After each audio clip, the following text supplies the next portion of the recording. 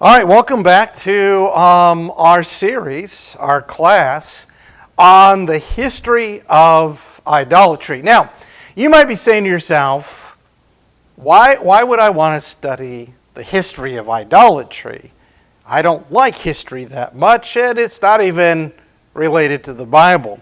And let me say, I understand that type of sentiment. But what we're doing here is we're looking at evidence.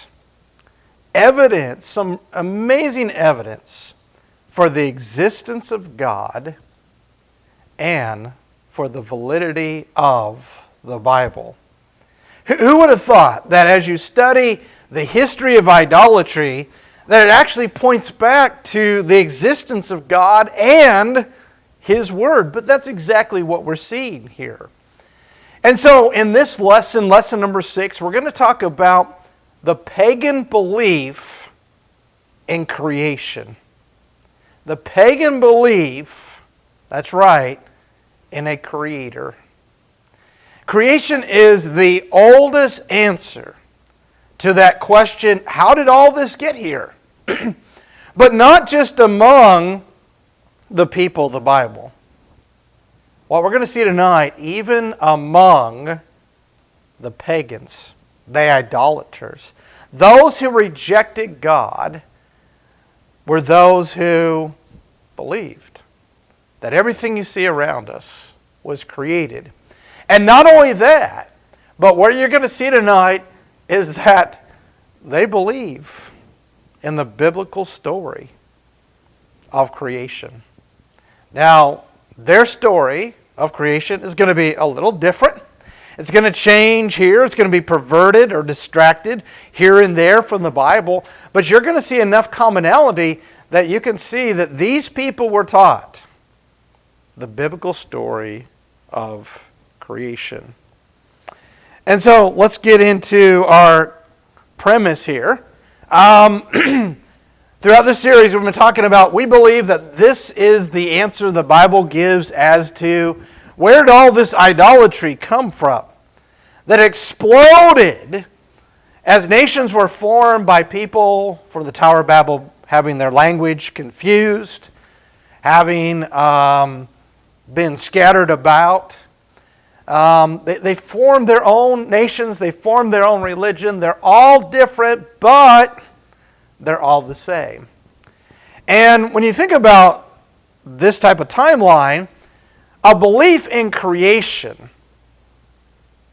isn't that what you would expect from a timeline like this?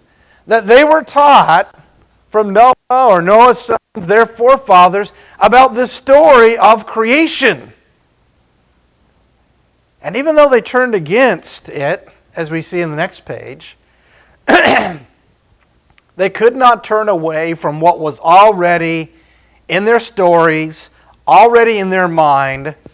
We see that even though they turned away from Yahweh, from God, to idols, the knowledge and worship of Yahweh crept into their pagan religion. Now, in that timeline, that's exactly what we would expect to find versus this timeline. This is the evolutionary timeline as man evolves scattered about in different areas, different continents. There should be very little connection, very little that is the same between these groups because they're evolving in different areas at different times and so forth. Would we expect with an evolutionary timeline that all these people have these stories about the origin of life, and that is creation?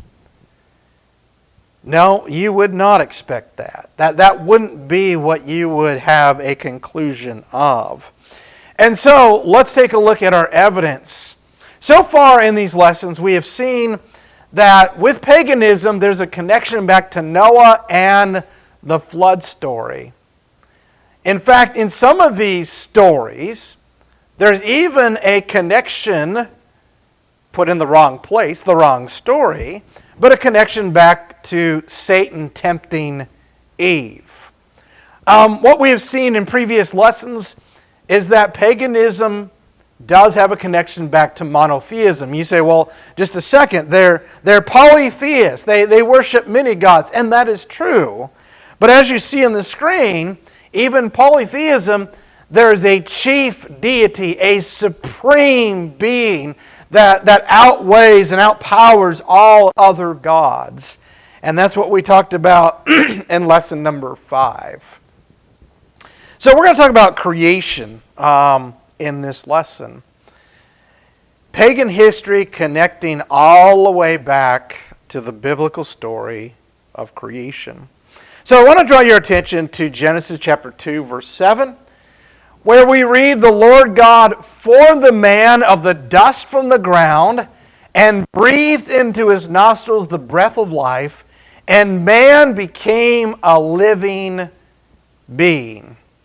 Okay?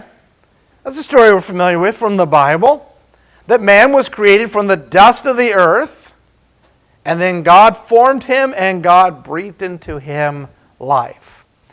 But Bible believers throughout the ages, are they the only ones that ever adhere to that? Well, take a look, if you will, by this reference by James George Fraser.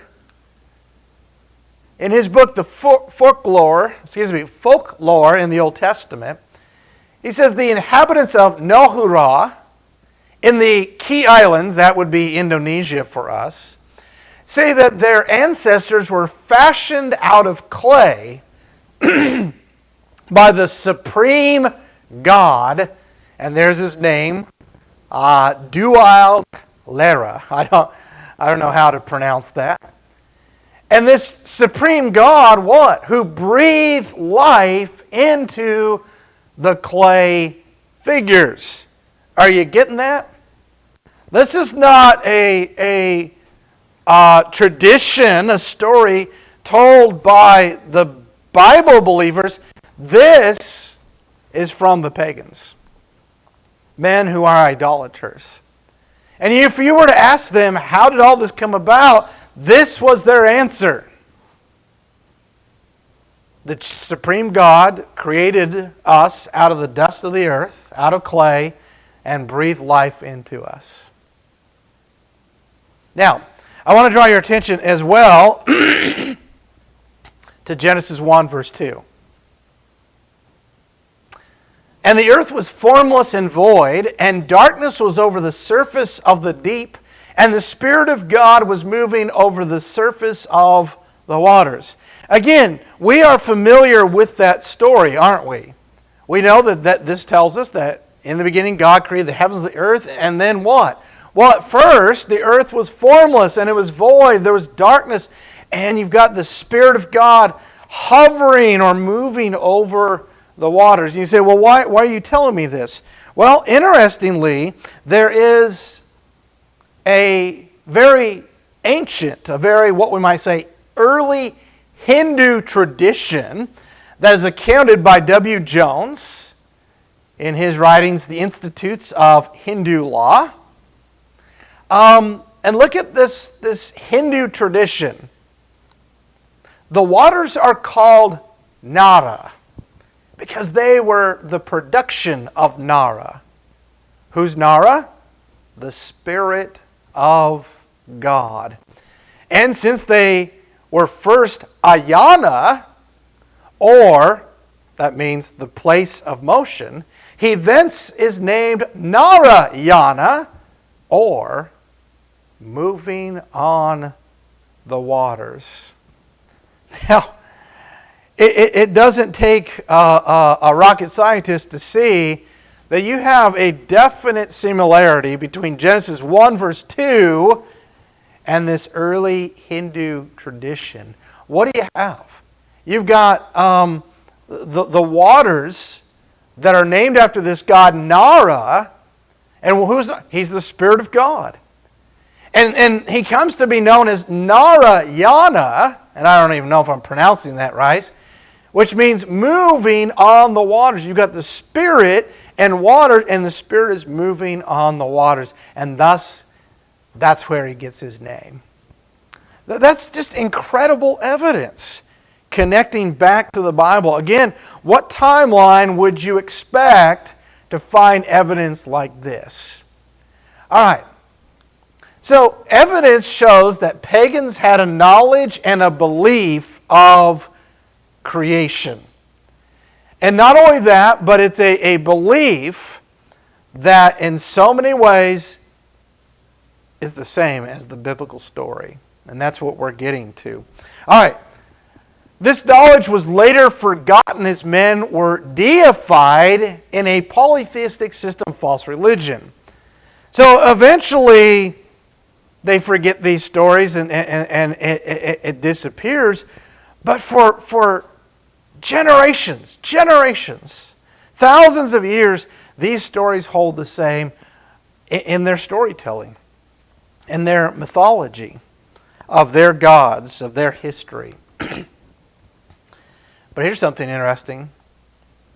When you look at the ancient pagans, there is absolutely no evidence that they held any belief in evolution. And so we are so used to today this idea that, well, people believe in evolution because they don't believe in God. If you don't believe in God, then you have to accept evolution. But here's a group of idolaters of all these nations spread all over the world. They don't worship God. I don't even know they really believe in Yahweh. He is not part of their list of gods in most cases. But they don't feel the necessity of coming with some other story to replace a creator. They simply change the name of Yahweh to whatever God they want to put in there. And so you don't have any evidence of any other belief, especially a belief in evolution. And what is interesting as you look at Paul as he comes upon these pagan people and he brings the gospel to them and he wants to introduce them to a God they do not know. They know lots of gods, but a God they do not know. We talked a little bit about this in Lesson 5. Let's look at it again. How does Paul often introduce the pagans to Yahweh? What do you think about that? There's lots of different ways you can describe God and look at the different attributes of God. A God the Savior, right? God the sustainer of life. A God the forgiver. Lots of things you can look at God. But most often when he is introducing God to the pagans, like in Acts 17:23 through 25, as he is in Athens, for while I was passing through and examining the objects of your worship, I also found an altar with this inscription, to an unknown God. What therefore you worship in ignorance, this I proclaim to you. So I want you to notice that in this passage, what a brilliant way to say, you've been worshiping this God, you just don't know him. So let me introduce you to this God. And so look at what he does. Here's this God. Let me tell you about him. He's the God who what? Made the world and all things in it. And not only that, he's different than your God because since he is Lord of heaven and earth, he does not dwell in temples made with hands like all these other gods. He's different. Neither is he served by human hands as though he needed anything, since he himself gives life to all and breath and all things. And when Paul introduces Yahweh to them as the God that created all things, the God of life, they're not offended. They don't close their ears. They're not like, you're way off on this. Creation is something that is not offensive to them. Let's take a look at Acts 14 and verse 15. This is where Paul and Barnabas are trying to get the people of this city who have seen a miracle done by Paul and think, the gods have come visit. They think that Paul and Barnabas are the gods, and trying to stop them from worshiping them. They say these words, "Men, why are you doing these things? We are also men of the same nature as you, and preach the gospel to you in order that you should turn from these vain things to a living God. Who's this living God? This living God who made the heaven and the earth and the sea and all that is in them.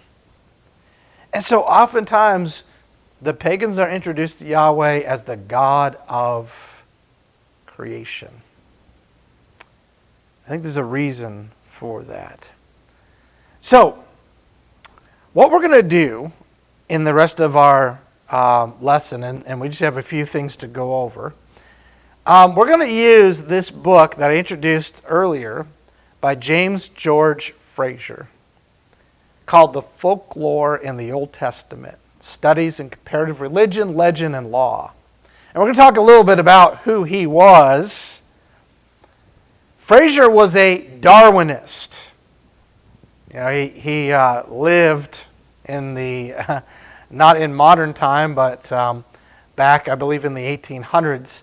And he was a secular historian. He was not a Bible believer. In fact, he often made fun of the Bible. However, he was very honest as to what his research uncovered. So what did it uncover? Fraser discovered 13 pagan connections, that's what we're going to call them, 13 pagan connections back to the biblical story of creation. Are you getting this? Are you with me here? The 13 connections come from the myths, legends, and stories from pagans all around the globe. And that's what he did. He studied all of these stories from all of these different tribes and people that worshipped all sorts of idols and all sorts of gods and believed in magic and cults and so forth. And as he did that, it wasn't just one area he studied all over the globe. He found these 13 connections. So each connection we're going to look at was held by at least one pagan group. Many were held by multiple groups, scattered throughout the world. But one thing that you'll start, and you'll see this at the beginning of his book, he makes this point. Almost every pagan group held a belief that man and woman was created by some kind of clay or some kind of earth. This is almost universal. That they not only believed in creation, but that man and woman was created from the clay, the earth, the dust of the earth. Isn't that incredible? So this is exactly what we would expect as idolatry developed from the Tower of Babel. In other words, this is exactly what we expect from the timeline we've been using. So let's talk about these 13 connections. Number one, as he studied all these different tribes and all these different pagan nations across the globe, he made this connection. Almost all pagan religions teach that man was created by their god or gods out of earth or clay. We talked about that one already. Number two, there were no humans on the earth at the beginning in these stories. Number three, the earth was covered with water at first. In fact, as we looked at the Hindu tradition, the Holy Spirit, the Spirit of God was involved in the moving over the water. Number four, man was created in the image of God that created him. Even the pagans have the idea that man is created in the image of a god. Number five, man had life breathed into him through his mouth and his nostrils. Are you getting this? Number six, it took 6 days to create man. Many of these pagan nations have this, these stories of 6 days it took to create man. Number seven, man had a bone taken from him, from which the pagan god created a female companion. The woman's name is often translated, not always, but often translated in their language as Eve. This is incredible stuff we're seeing here. Number 8, the first man called Adam. These are pagan stories. These are from the idolaters. Number 9, the first woman became the mother of all living beings. Number 10, the man and woman became the first husband and wife. Number 11, there was a snake on the earth that tried to kill the man and woman. Another pagan myth states that it was the devil trying to destroy them both. Again, are you getting this? Number 12. God intended to give the man and woman souls from heaven. And number 13. The people of the earth tried to build a great tower, a pagoda in their tradition, that would reach up to heaven. When the pagoda was halfway up to heaven, the people had their languages confused by God. These are 13 connections that a secular historian, an anthropologist, came up with in his research. Not a Bible believer. Again, a man that often made fun of the Bible. But in his research and his findings, he said in these stories, it goes right back to the Bible. 13 connections. Not just to creation, but the biblical story of creation. This is incredible evidence. And you say, why haven't I ever heard this before? It's because they don't want you to know. It's just like the evolutionists do not want to open up the door to the intelligent designer because they know where that's going to lead to. Historians and schools and our society doesn't want kids to know these things. But here's our question as we close our lesson. Which timeline would point to this very thing? Would it not be the biblical timeline? Where these nations formed from people that what? Were taught. And their forefathers by Noah, his sons, his grandsons. That story of creation, just like the story of the flood, was kept alive. And it just continued, even as they created their own history and their own stories of their gods. We would expect it to be in this timeline. It'd be hard to explain in this timeline. That's not what we expect. That all these believe in creation. They're separated. They're evolving different from one another. And so that's our lesson. We hope that you will join us for lesson number 7 as we look at some more evidence. But this is just amazing evidence for the existence of God and for the Bible, especially the story of creation, which in itself runs throughout the Bible, doesn't it? It's not just Genesis. Creation is talked about throughout the Bible, Old Testament, New Testament as well. Thank you so much for joining us. Here's our information. Love to hear from you. All these lessons are up on our website. They're on our YouTube page. If you go to our website, just look on the left side, and they're under what's called More Videos. And you click on that, and you'll see it. We'll see you in lesson number 7.